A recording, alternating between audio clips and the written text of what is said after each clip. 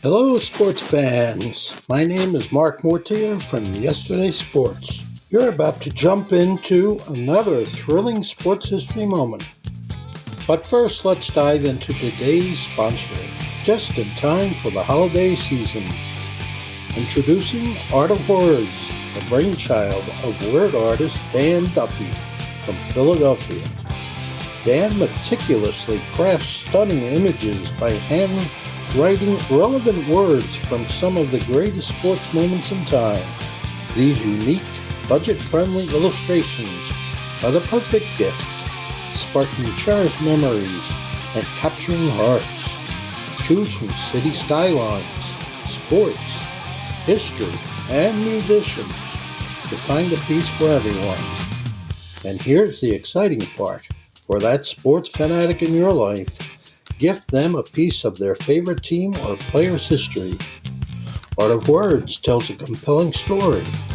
Explore collegiate stadiums, each meticulously crafted with every football victory etched in words. Or venture into baseball stadiums, handwritten with every player from the team's illustrious history. Don't wait. Order a print today for yourself and your loved ones this holiday season. Transform your wall into a gallery of captivating art and surprise your family and friends with a print of their own. Use code SHN15 at artofwords.com for a 15% discount on your order in November and December. Visit Art of Words, where words magically transform into stunning art, evoking cherished memories and touching the hearts of those you care about. Again, use the code SHN15 for 15% off at artofwords.com. Good day, everybody. Welcome back to the show. I am Chad, your host on One Guy with a Mic Sportscast, where it's the podcast where I bring the stats so you can state the facts. This week's episode, we're going to talk about the NBA playoffs and a little bit of a season review. Not much of a season review. We're just going to go over stat leaders. Discuss the Lakers because I absolutely hate the Lakers. So anytime they lose, I feel a little bit more proud of my team choice, the Clippers. Also, I need to give a shout out to all my Canadian fans out there. Thanks for looking out for your boy. We are currently ranked number 234 on the Canadian Sports Podcast. So that's pretty awesome, according to Apple. So that's a plus. I love it. Love to hear that stuff. All right. Well, baseball season's underway. So let's talk about overreactions and underreactions. The Cubs have won 2 games already this year, which is way more than I thought they were going to have done by the time the second week of the season started. So that's a plus.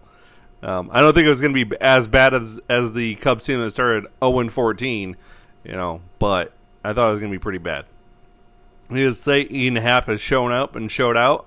So, but now he got hit by a pitch on Saturday and is currently on a day-to-day basis. So there's that. You also have the Yankees beating down the Red Sox. So that's fun. I always like to see when the Red Sox lose too.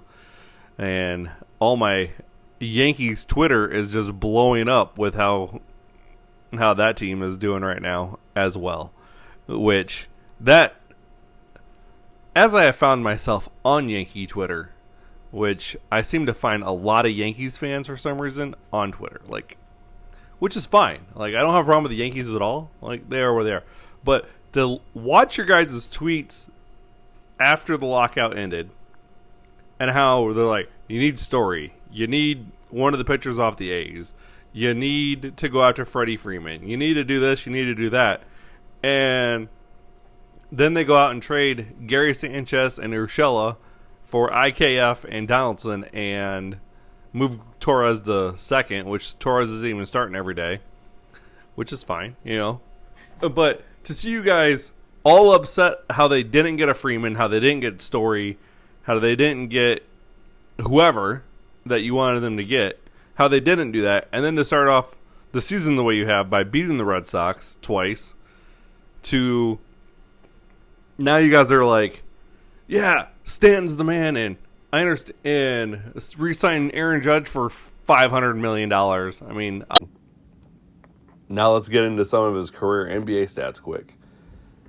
He had a career average is 30.1 points per game. He averaged 6.2 rebounds per game and 5.3 assists per game. That's some gaudy numbers. He's only behind in steals to John Stockton and Jason Kidd. First team ballot Hall of Famer. He's also in the FIBA Hall of Fame. He's won Olympic gold in 84 and 92. He won gold at the Tournament of Americas, and he's got a gold Pan American Games medal as well. Wow. And y'all wonder sometimes why us that grew up watching Jordan thinks he's the best, the greatest player of all time. The guy created his own brand. His brand is still relevant today. He's still worth $1.3 billion every year off the Air Jordan brand. His number one selling shoe is the Retro Ones, which stopped being distributed in 2015. He's had deals with Hanes, Gatorade. The guy is a cultural icon. Space Jam, it came out in 1996 and grossed over $200 million at the box office. Yeah, granted, he wasn't like the best actor, and you can say, and if you're a movie critic, you can say, well, that movie is trash. But to the basketball fans and the kids in the 90s, that movie is straight gold. That's one of those movies that you're like, hey, well, let's watch some 90s movies, and we throw on Sandlot, Rookie of the Year, Space Jam, and Happy Gilmore. Like, that pretty much sums up our entire 90s collection as kids for movies. He cited David Thompson and Walter Davis and Jerry West as influences to his game. His game has influenced LeBron James, Kobe Bryant, and others. Vince Carter gave up his All-Star starting spot in Jordan's last All-Star game for him to be the starter.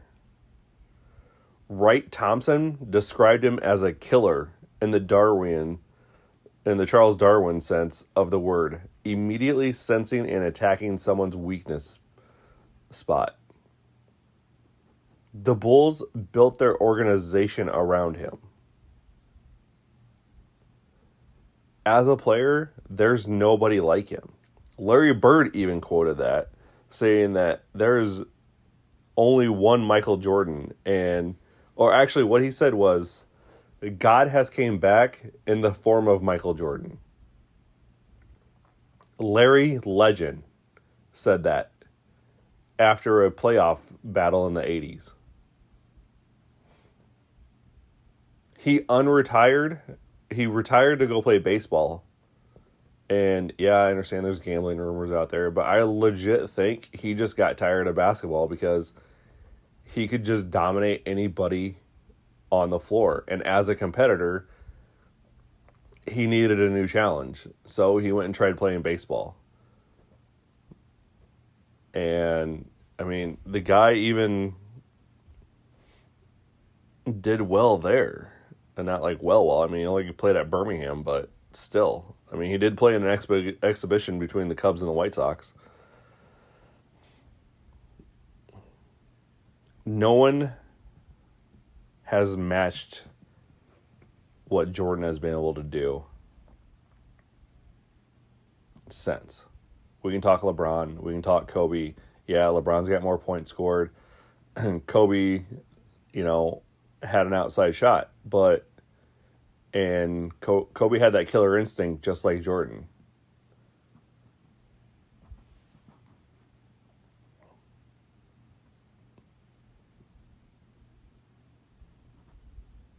He's in the Basketball Hall of Fame as an individual and also as the Dream Team. He was voted the number one athlete of the 20th century over Babe Ruth and Muhammad Ali. He owns part of the he's still majority owner of the Hornets. He's not the sole owner anymore. He still has Jordan. He still goes out and plays golf. I mean, he played golf with Charles Barkley during the 93 finals just so that he could crush him on the floor the next day. He beat the likes of Magic Johnson, Clyde Drexler, Charles Barkley, John Stockton and Karl Malone, Shawn Kemp and Gary Payton. He beat Shaq and he broke up the Magic. The Magic beat him in the second round when he came back from retirement. And then the next year, the Bulls beat them and broke up that team. Patrick Ewing doesn't have a ring because Michael Jordan. Magic Johnson doesn't have 6 rings because of Michael Jordan. Larry Bird doesn't have 4 rings because of Michael Jordan. Isaiah Thomas wasn't on the Dream Team because of Michael Jordan. He let it be known that once you stepped on the floor with him or at any competition, he was going to destroy you. And that's what he did. He developed a jump shot. He admits that the Air Jordan brand, took away some of the jump shot because everybody wanted to dunk. That's what everybody wants to do. But you can't sit here and tell me that there's someone better. You can't sit here and tell me a guy that has 4 rings is better than a guy with 6 rings. And rings don't even matter to me. I've already discussed that. Championships really don't matter. But the stats and the way Jordan played, when he's winning on offense and then he's playing defense, and he's not slacking on defense either. He's guarding Clyde Drexler. He's guarding Gary Payton. He's guarding Magic. And that's the thing. That 91 Lakers team wasn't soft. That 91 Lakers team it was on the tail end of their 80s runs. But still, they were not soft.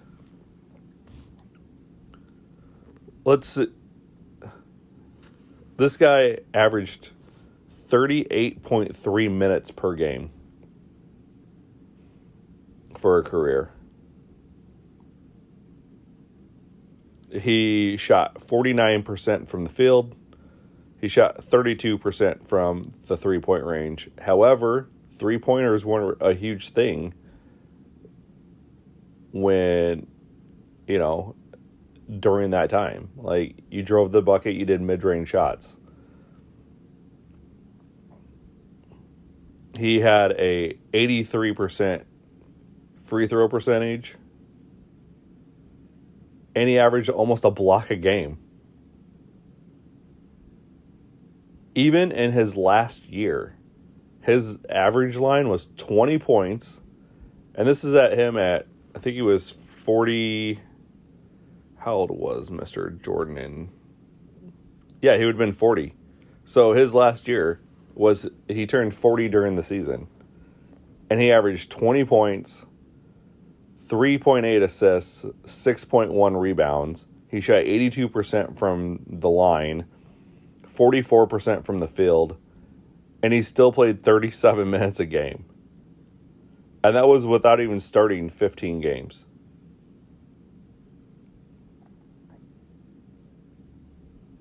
If Jordan was on the court, you were going to lose.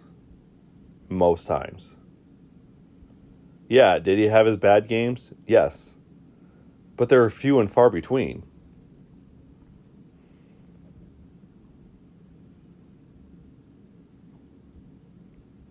Like,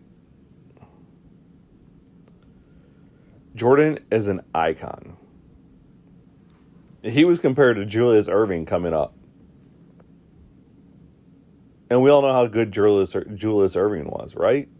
I mean, go on YouTube. I'm sure you can find some highlights of him in the NBA and the ABA. Jackson compared Jordan's dominance to Shaquille O'Neal, stating Michael would get fouled on every play and still have to play through it and just clear himself for shots instead and would rise to that occasion. Al Michaels once said that he was able to read a basketball box score on a 27-inch television clearly from about 50 feet away. Try that. I know we don't have 27-inch TVs around much anymore, but why don't you find one and try that? Let me tell me how hard that is. Like, this 92 or the 1996 Bulls went 72-10. Do you know? Oh, sorry. I take that back. That wasn't the 96-97 Bulls.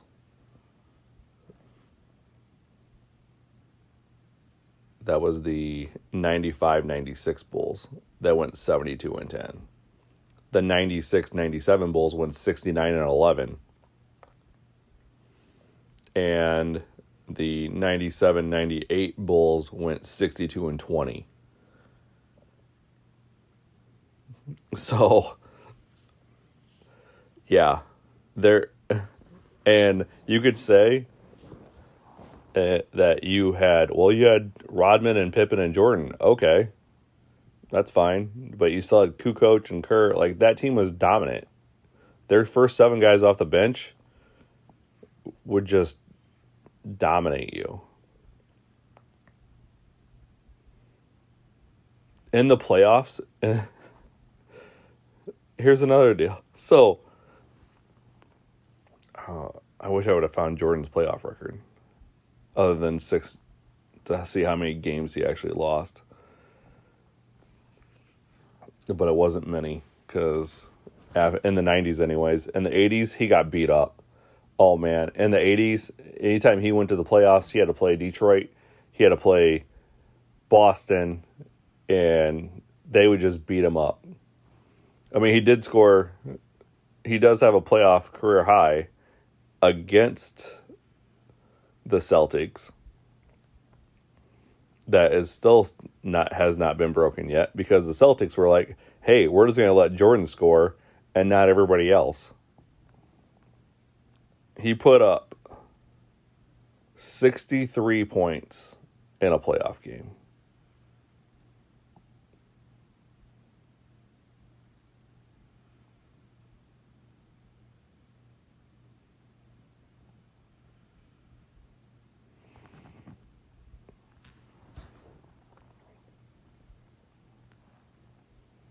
The Trailblazers still regret drafting Sam Bowie. They only did it because they needed a center. I mean, when you still have the best player on the board, I'm sure you take the best player on the board, right? Like, that's what we have to do.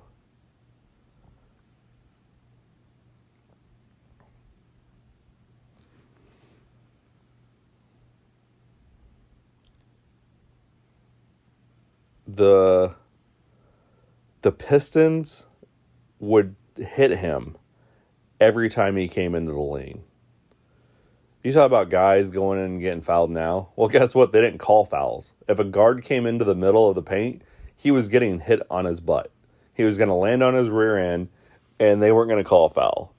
That's all there is to it. Today's game is completely changed because of the bad boy Pistons, the Lakers, the Malones, the Kemps of the world. Like, I don't think half of this league could play back in the 80s and 90s. There's some that could, but I think half of them couldn't, because a lot of them rely on that shot from deep. They rely on they can't take a foul. So yeah, I mean, he once punched Steve Kerr in the face because they got an argument at practice. It's just mind-boggling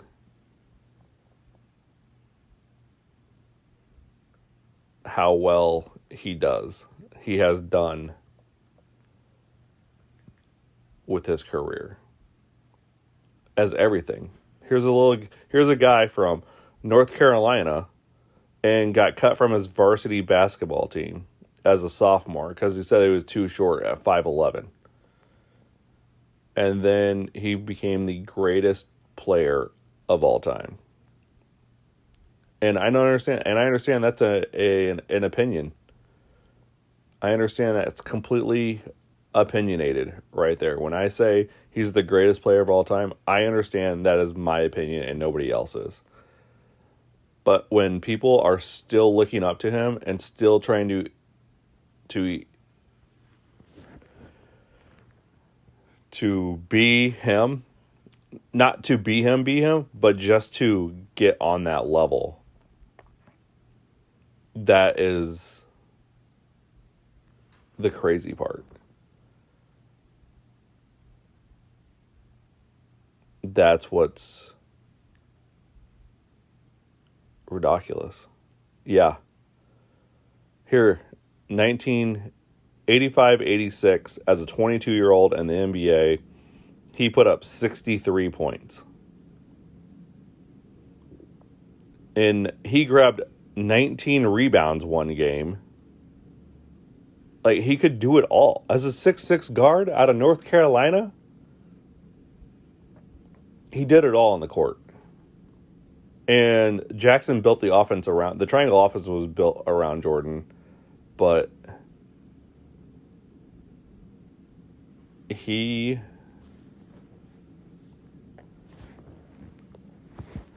But why not? But why not build that offense around Jordan? Why not let the triangle offense run through Jordan?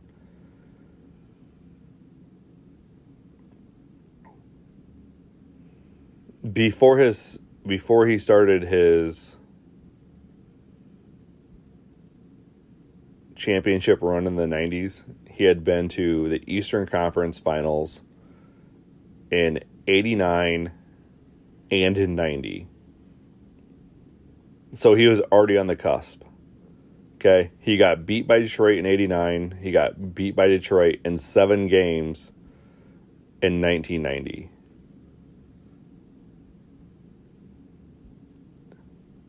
And then it was just straight domination. The Lakers in the finals beat them 4-1. Portland beat them 4-2. Phoenix beat them 4-2. Seattle beat them 4-2. In 96. 97, the Jazz in 4-2. 98, 4-2. He went to a game 7 against Indiana in 98, won that. He went to a game 7 against the Knicks in 92 and won that. So he went to a Game 7 against Detroit in 1990, lost that one. So the man has played in 1, 2, 3 Game 7s. That's all he played. He's played 3 Game 7s his entire career. That means he straight up finished teams off. After that 95 Orlando series, when they lost 2-4 in the Eastern Conference semis, he'd never lost a playoff matchup ever again. After he lost in the Eastern Conference Finals against Detroit, he did not lose another playoff series, ever again. Like, who's going out there to beat you? That was it. And you know what? This is fitting. It's 23 minutes. I'm going to call it great. Jordan, if you want more info on him, go to basketballreference.com. Look up his stats. Go to YouTube. Watch his videos.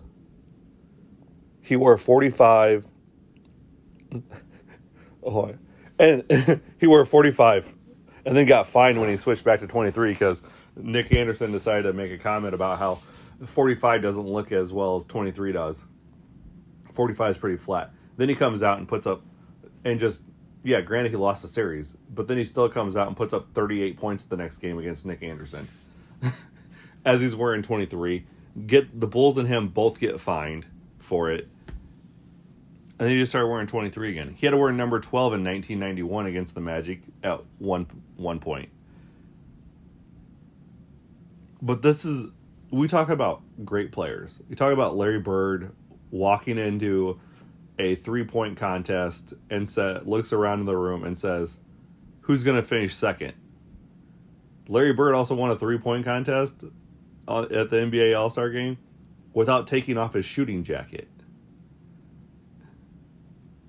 Here's Jordan. When he decides to come back to basketball, he sends a fax that just says, I'm back.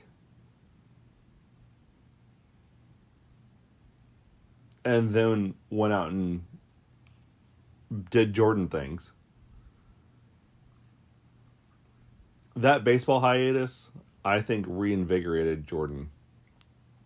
I think he went out and he failed.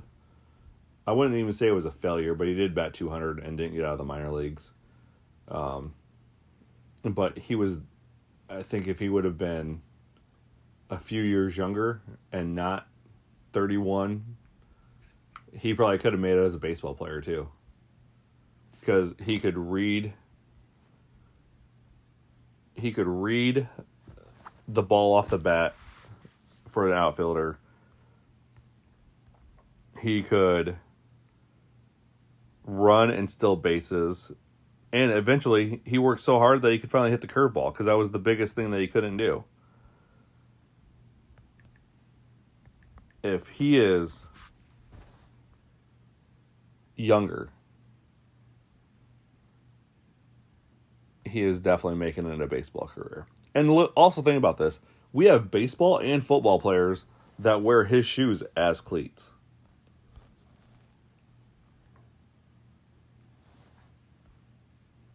His net worth is $1.6 billion, y'all.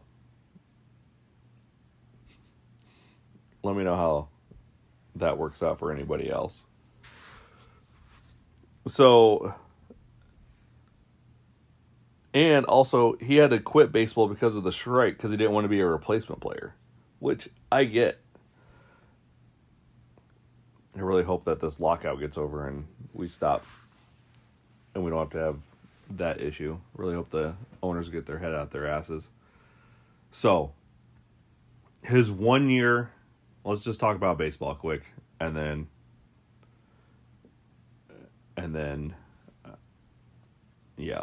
let's just talk about this quick.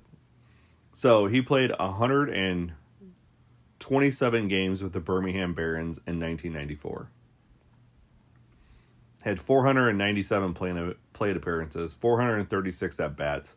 He had 46 runs, he had 88 hits, 17 doubles, 1 triple, 3 home runs, drove in 51 RBIs.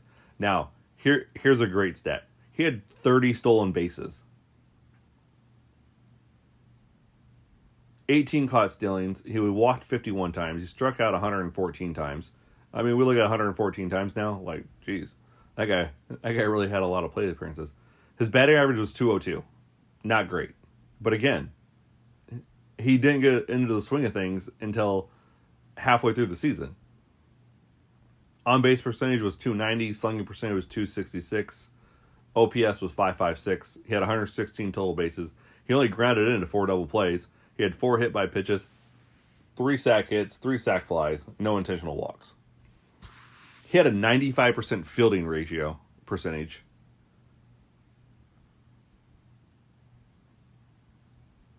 He had 6 assists from the outfield. I mean, he did commit 11 errors, but still. So, yeah. He could do it. He could just do it all. I mean, as a kid from the 90s, we had posters of Jordan on our wall. We had to buy the new Jordans that came out. I remember as soon as I got my first paycheck, I went out and bought a pair of Jordans. Jordan 12s were the first pair of Jordans I ever had. And then there was the 13s. And the guy is a legend. And I am very thankful I got to see him play as a kid growing up to appreciate what he did. To appreciate everything he put in the game. So, and that's the beauty about... I'm going to really age myself here, but that's okay. That's the beauty about the guys my age, or the basketball fans my age, that grew up in the 90s, and we saw Jordan play. We then got to see Kobe play. Then we got to see LeBron play. We got to see Larry Bird at the end of his career. We got to see Magic Johnson as well. We got to see the glove, Scottie Pippen, Dennis Rodman, David Robinson, Timmy Duncan, Kevin Garnett, Shaquille O'Neal. We got to see these dudes come up and show out their game and try to beat each other every single night. No one was hopping on teams to be with their friends, because rarely were they friends outside of basketball. Paul Pierce still hates LeBron James to this day.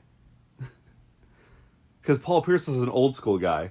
No way was Paul Pierce is going to be like, I'm going to go join up with LeBron. Like, no.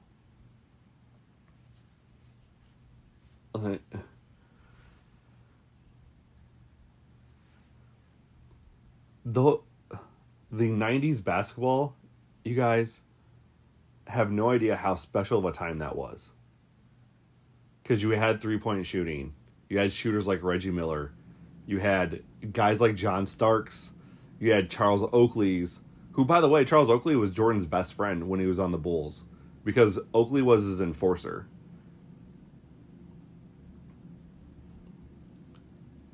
Like, it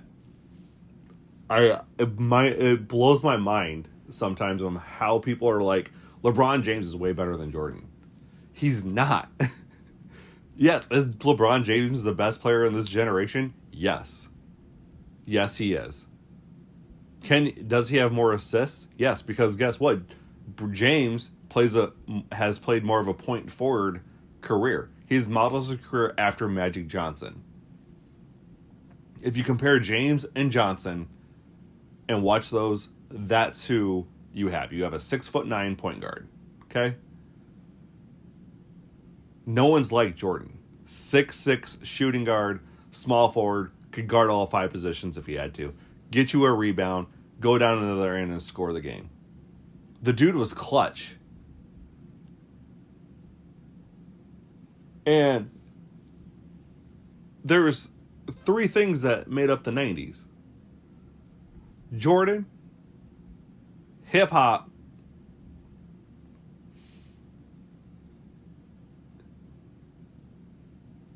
and pagers.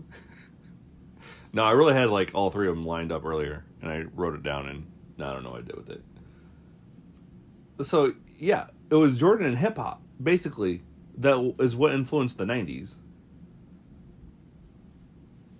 Allen Iverson beat Jordan off the dribble. But guess what? Jordan still beat him. Yeah. You guys really need to go on YouTube and start watching some Jordan highlights. That's all there is to it. He inspired so many kids to play basketball. He inspired so many people just to try to be great at whatever they do. The guy is an influential person, whether it's on a field, on a basketball court, on a golf course, or even as a business person.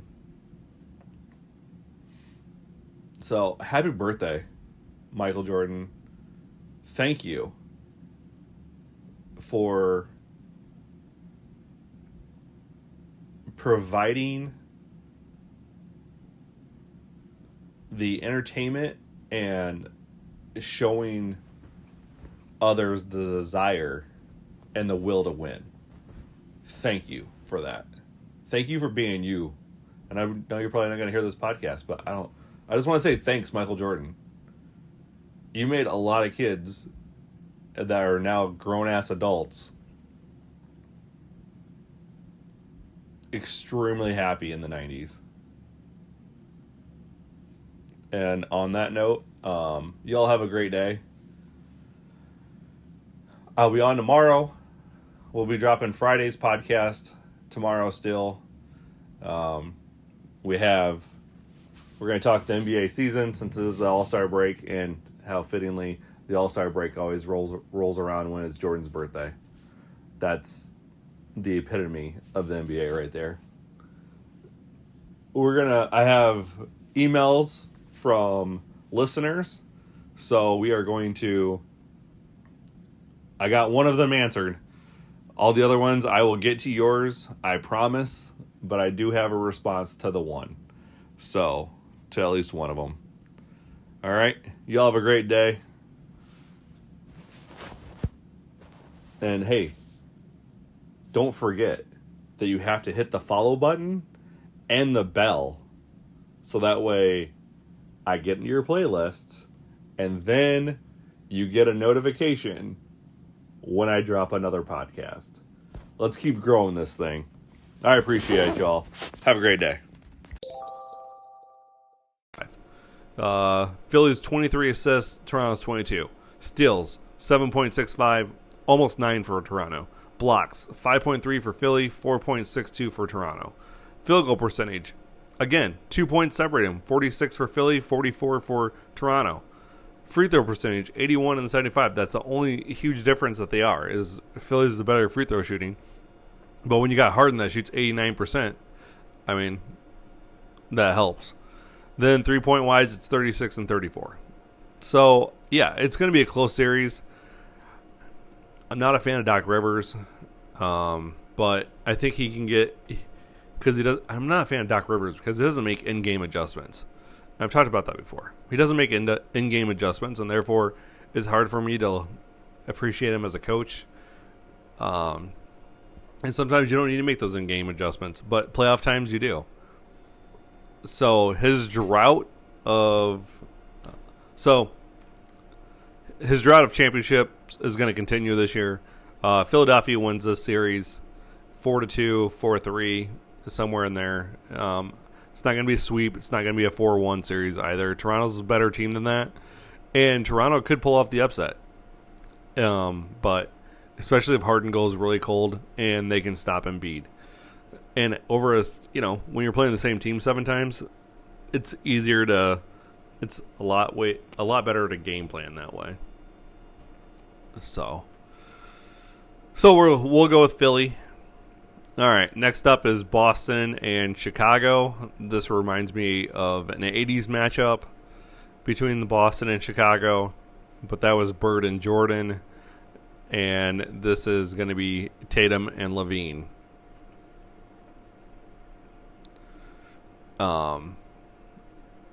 Chicago was hot.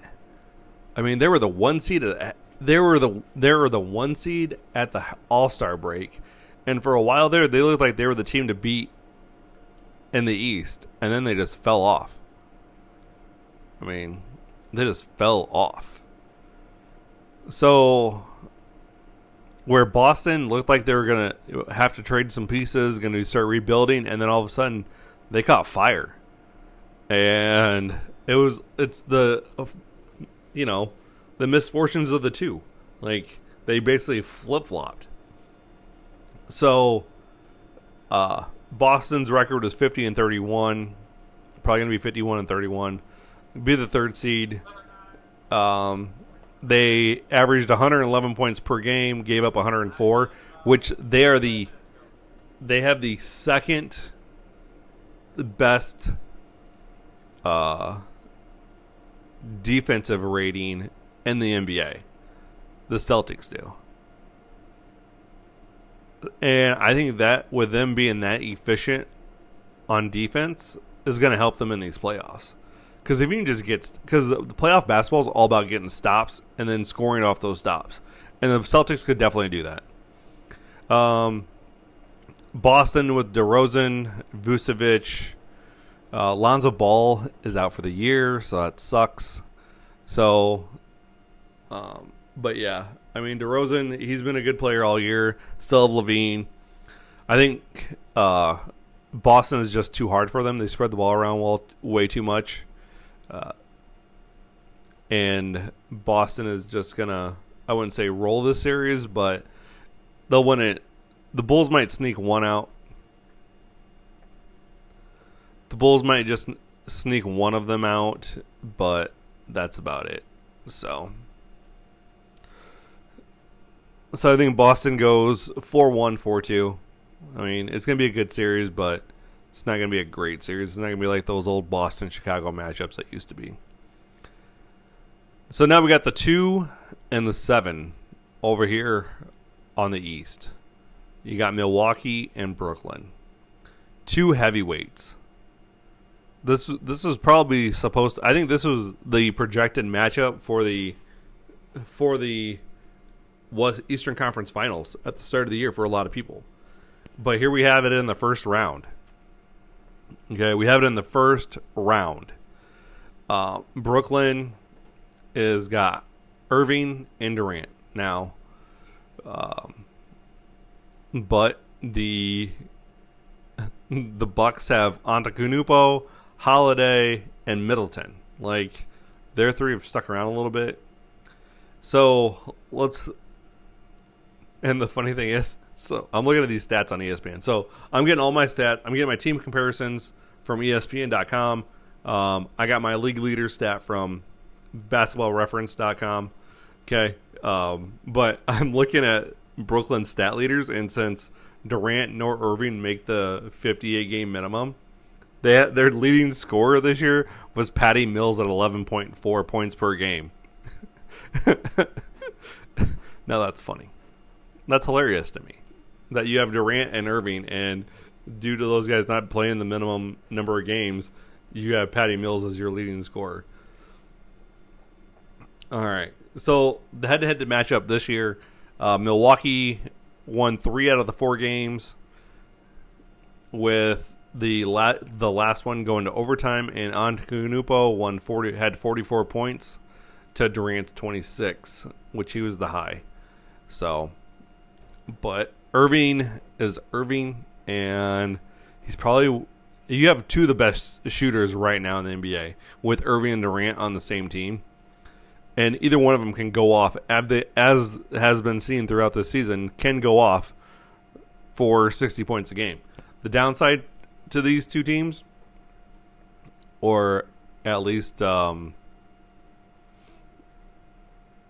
downside to the Nets, is they don't play defense that well. That's for sure. They're not really. They're 19th for opponent points per game, and their defensive rating is 19th as well. So they don't really play that well of defense. Where Milwaukee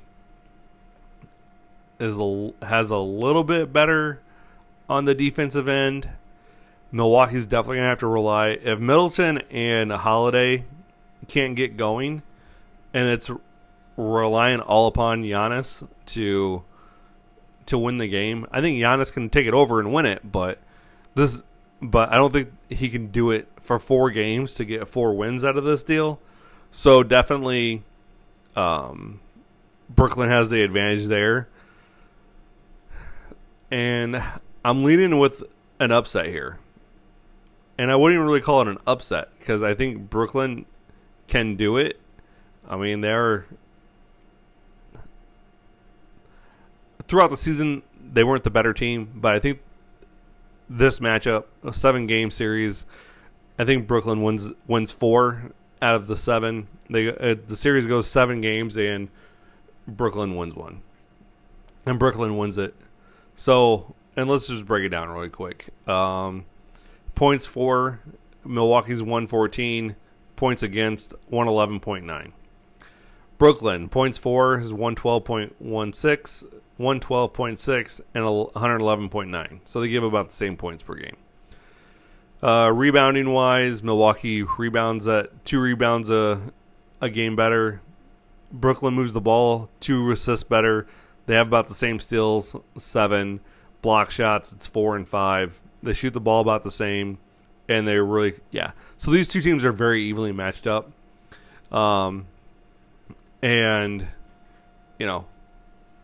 the defensive rating for Milwaukee's 13th. So, again, they're not really that stout at defending either. But I think really do just think Brooklyn's going to be able to pull this off. So, next matchups in the second round, you got Miami and Philly. All right. And then, so let's start with Miami and Philly. The Heat compared to the 76ers. Now, Jimmy Butler can do Jimmy Butler things, right? So, let's see. So again, a couple close teams. So now we're getting a little bit closer in how things took place over the season. They split the season series 2-2. And Miami had, again, 110, and Philadelphia had 109.8. So they score the same amount of points per game. Philadelphia gives up 2 more points per game with 107 and 103. Again, you got Harden and Embiid, which are good, but I think Spoelstra is the better coach here. And the defensive rating for the 76ers is 12th. Their net rating is a plus 2.6. Meanwhile, Miami has a net rating of a plus 4.8. They got a defensive rating which is 5th in the league, and they're a top 10 offense. So, and their points against their opponent points per game is 3rd. So, I think the Heat hold them in check. I mean, you got Robinson, and so Tucker is going to be reevaluated in a week.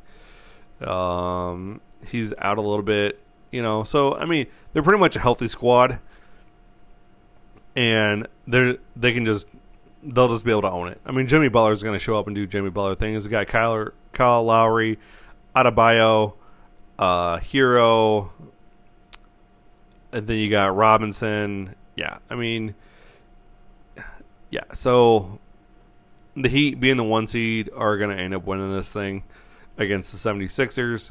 Probably go 6 games. Doc Rivers still is Doc Rivers, and Miami makes the Eastern Conference Finals, because isn't that what Butler showed up to do anyways? I thought so. All right, next up you got Boston and Brooklyn. Now, this is a good match. See, this bottom side of the East is just really good between 2 sevens and the 3-7 matchup right here, because they're very, very. They match up very well. So you got Boston took 3 out of the 4 games this year. Boston, again, averages 111 points a game. Brooklyn averages 112. Boston only gives up 104. Brooklyn gives up 111. You got Tatum, Williams, Smart, Jaylen Brown. So you got Grant Williams that can shoot the 3. I think that even though as well as Brooklyn shoots the ball, you're going to put Jason Tatum on Kevin Durant. You can put Jaylen Brown on, or Marcus Smart on Kyrie Irving. So, yeah. And then they're not really hurt. So, but it does look like Robert Williams is out for 4 to 6 weeks due to surgery on his left knee. So they lose a center. But they got Al Horford, and they can go small ball if they have to. I think the Celtics, I think this one goes 7, and with the Celtics having the second best, so they have the second best defensive rating, they have the second best net rating at 7.2, and then they're first in allowing points against. So with that being said, the Celtics defense, I think, holds up, and they end up winning this thing in 7. So that leaves Miami and Boston. We're going to go with Miami over Boston. Boston over Miami. I think Jaylen Brown and Jason Tatum are just too strong for that Miami team. So I got Boston coming out of the East. Out of the West, we got Phoenix and Minnesota, Dallas and Utah, Golden State and Denver, and then you got the Clippers and the Grizzlies. So with the Suns and Minnesota, Suns win at 4-1. Not really a whole lot there. They've been dominant all year. They're going to continue that dominance. I spent a lot of time on the East, so I'm going to try to not spend that much time on the West. Because I think they're pretty much open-ended matchups over here on the West. You got Dallas and Utah. I think Utah can pull it off. They're better down low. Dallas is Doncic, but that's all they really have. Golden State and Denver. Golden State wins that matchup. Steph Curry, Klay Thompson just shoots everybody out the building. Is how that is.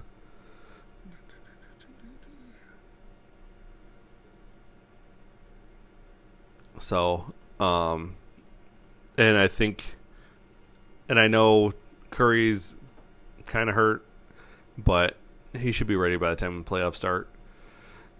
And then you have the Clippers and Memphis. Now Morant and this Memphis team has definitely overachieved.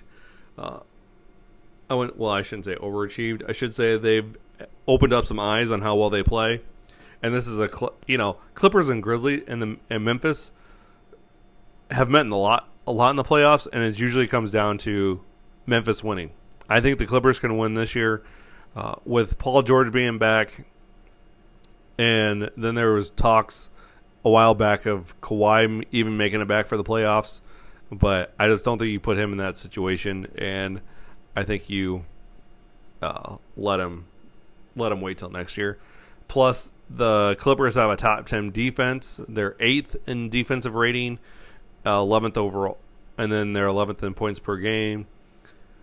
The Grizzlies are winning the Southwest. Obviously, they're 4th in defense, so they got a really good defense, but they're still 12th in points allowed per game. So I think the Clippers can, with PG having to step up, and with the way the team's been shooting already, the Clippers has been a really good three-point shooting team the last couple of years. And I think that they just pull off the win and get to that second round. So that leaves Phoenix and Utah. So we got Phoenix versus the Jazz, right? And on this matchup, they're close, but they're not close. See what I'm saying? Like, they got Donovan Mitchell, Gobert, Conley. On the other side, you got Booker, Ayton, Paul. Like, and then you got coming off the bench McGee, Cameron Johnson. Like, the Phoenix are just stronger this year than they were last year, and Phoenix wins this one, 4-2, hands down. Next up, you have Golden State and LA, another classic playoff matchup. But as good as with the Clippers, I don't think they have enough firepower to overcome the Golden State Warriors. Granted, they have the Warriors have won 3-1 over the season series, but I just don't think the Clippers have enough firepower to overcome Curry and Wiggins and Thompson. Just don't think that happens. So I think it goes 6. Golden State goes to the Western Conference Finals, where they face the Phoenix Suns. Now, this is going to be a good matchup. But the Suns can just beat you all over. The Suns really can just dominate you everywhere. They can dominate down, and they've proven that all season long. That's why they're 64-17. That's why they're the best record in the NBA. Like, they just can dominate you all over the place. So I think they continue to do that. Booker, Paul have a big series. Ayton does Ayton things down low, So we're looking at a matchup in the NBA Finals of Phoenix and Boston. I think this is called be the best matchup possibilities out of all of it. They're both equally good on offense, both equally good on defense. They went in their season. They split the season series. And they match up pretty well with points again like I said, on offense and defense. So you have 114.9 points per game for Phoenix. They average 45 rebounds a game, 27 assists, 8.5 steals a game, 4.3 blocks a game, 48% from the field, and they shoot 79% from the line and 36% from beyond the arc. Boston averages 111 rebound. Gets 45.9 rebounds a game, 24.7 assists a game, 7.23 steals a game, 5.88 blocks a game, 46.5 is their field goal percentage, and 81% is what they are from the line. From three-point line, they are 35%. Tatum and Booker match up well. Ayton, the problem with the Celtics are going to have is without having Robert Williams down low, they're going to have a problem guarding Ayton. Chris Paul is Chris Paul. He's, the point god. He's going to have that moniker forever. And this one goes 6 games. I don't think it gets to 7. I think that the Suns, their offense is just too good, I would say. Their offense is just too damn good. Because they have the 5th best offense for points per game, 4th best offensive efficiency. They have the 3rd best defense efficiency. They have a plus 7.7 net rating. They give up 107 points a game. Yeah, Monty Williams and James Jones has this team stacked. Where, the Celtics are 8th in offense, So this is what's going to come down to. Net rating plays a huge deal. And as if you are a stat person or not. Like, net rating is a good indicator how good a team is. And the net rating for the Celtics is 7.2, so you have the 2 highest net ratings going. So it comes Celtics or the Suns win it, going 4-2. Chris Paul can get his championship and happily retire and finally get that huge monkey off his back. So, all right, Phoenix Suns. Oh, by the way, if you want to know something, the Suns. I'm probably going to go put money on the Suns to win the finals right now. I have that much confidence in this pick. Also, in closing, thanks for stopping by, checking it out. This was a long episode. I didn't expect this one to be the longer one, but we did get through a lot of stats, which is always what my goal is to provide you guys, is when I'm talking things, is back it up with stats, because I don't want to be like every other podcast out there and just discuss my opinion without having actual facts there. Stats to back it up. Now, stats can be interpreted however you want it to be interpreted. I get that. But we all can look at the eye test and do it as well. Thanks to all my Canadian friends again for getting us to be number 234 on Apple. Appreciate that. And, continue to listen. I'm going to continue to drop these over the weekends. It seems like it's been working out best for me to drop them on a Saturday or a Sunday. And that's what we're going to continue to do. So make sure you just, wherever you're listening to it on, is you hit the follow button and hit the bell. And that way you get notified when they come out. Also, we're streaming on Twitch now. We've doubled our followers in 2 weeks on that. So that's been huge. We're on Twitter. All of this we're on TikTok. We had our first live on TikTok this last Tuesday. We were live for 20 minutes and had 332 views. So we're doing big things, having fun. We're on Instagram now as well. You can find all of this on at one guy. It's just one guy with a mic. @ one guy with a mic everywhere. Okay, except for Twitch, that's one guy with a mic. Sportscast. It's the only one that has a sportcast at the end. If you've already found this podcast, you already know it's one guy on a mic, one guy with a mic. Sportscast. So tell your friends about it. Let's get some more followers on here. Let's get some more listeners. Give me your feedback. You can still email me at oneguyWithAmic@gmail.com. Provide feedback. Provide me what you want to listen to. What you want me to bring to the table. So, y'all stay pretty. Stay loud. Tell someone you love them. Have a great day. Hey there, Sports History fan. This is Arnie Chapman, a.k.a. the Football History Dude, and I wanted to thank you for stopping by to listen to another episode here on the Sports History Network. Our podcasters are passionate about uncovering and sharing sports stories from yesteryear. And if you didn't know it already, we have over 30 shows across the network covering all sorts of sports history topics. In fact, here's a glimpse into one of our awesome podcasts here on the network.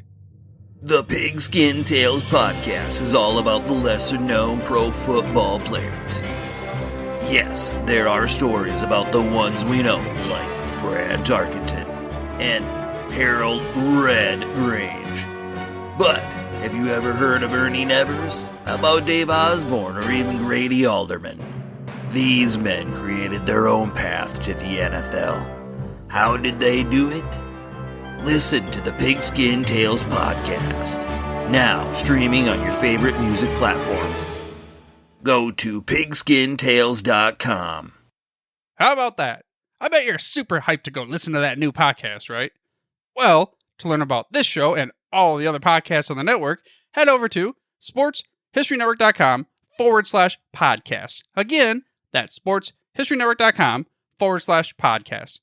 Head over there today to find your next favorite sports history podcast.